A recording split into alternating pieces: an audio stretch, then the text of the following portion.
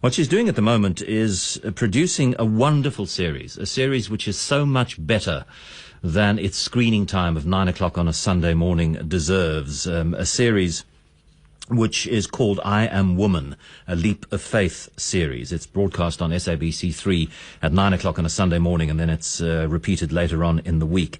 And on Sunday coming, the subject of her documentary, the woman who is taking a leap of faith, is Alix Carmichele, the photographer whose story we've talked about a lot over the years. She won that landmark duty of care case against the South African state after being violently attacked by a man who had been let out on bail.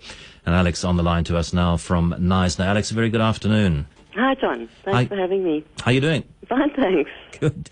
I mean, in the movie, you go back to the house where you were attacked. You take the film crew there, and I believe for the first time since the attack. Oh, gosh, and isn't it a movie? I mean, I'm only ever used to having 10 minutes on TV, but this is like a very, very long time, according to television people, 24 minutes. And I did go back to the house. And what was that like for you? It was, well, I do. I mean, I admit in the documentary it was nerve-wracking. And I didn't feel comfortable being there, but they asked to go, so I went with them. Was there any thought of saying, no, I don't mind telling my story, but I'm not going to do it from the house where this particular part of my story started? No, I mean, Cape Talkers followed me throughout this entire court case and cases, and they know that I don't give up easily, so I just said, yes, I'll take you.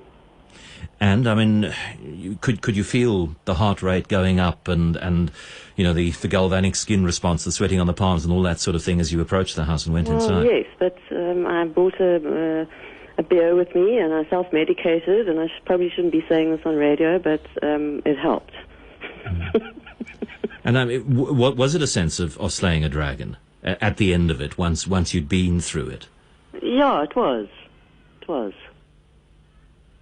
But not, I mean, I don't know whether one completely gets over something like what happened to you. I suppose the best you hope for is that you find a way of managing it in such a way that it doesn't keep coming back and bring you down. I think the actual event, I mean, it was horrific, but what transpired after that, the course that I chose to take, was even more horrific, because it kept resurrecting all those demons, all those things that I had experienced. And, you know, each operation that I had, each court case that I had to endure, it was just a constant reminder of how infallible we are as humans. And, I mean, so the story of this, I mean, it's the story of what happened to Alix Carmichele, what shouldn't have happened to Alix Carmichele, because the state neglected its duty to citizens like Alix Carmichele and put somebody back on the streets who should not have been back on the streets, and the story of the legal battle and the legal victory. But through that, I mean, I suppose the key element is the story of what you referred to earlier, Alix, that don't give up, fight back. Absolutely. And I do that every day of my life. That's what I've learned. But you do it, I suppose, now in different ways. There are different things to fight against. Well, I stand up. I don't like to be bullied by people. I've learned how to protect myself, because I don't ever want that to happen to me again. How much has it changed you? I mean, apart from you now do not allow yourself to be bullied, you fight back. Well, I think it's actually defined who I am today, which is, you know, straight talking, shooting from the hip.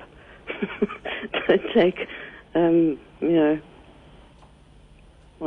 don't take a lot of rubbish from people. Just try and live my life the best way that I can, and I hope that the law that I changed will help other people. I sincerely hope that it has, because it took a very long time to achieve that. And you still take photographs? I do. And have the photographs you take changed as a result? I think they have over the years. I mean, they were like, if I look back at them, they're like lots of kind of derelict homes, and that was a part of my life that I was going through, you know, sort of urban decay and old barns and what have you. And now I focus more on people. I love photographing people and telling stories about people, telling their life stories. And I hope people enjoy watching not your life story, but a very important part of your life story in the documentary on Sunday morning. Alix Carmichele, thanks very much for chatting to us. And that is on SABC3 at 9 o'clock. It's also available online. And the series, according to Lisa Chait, has 17,000 viewers online. And it is, I've seen, I think, 4 episodes now, and they are considerably, and this is not just flattering a former colleague, they are very, very good pieces of documentary filmmaking, very inspiring stories that are being told, and they deserve far better than being screened at 9 o'clock on a Sunday morning. 381 for 8. Morkel is there with JP Duminy, and one SMS on the Olympics.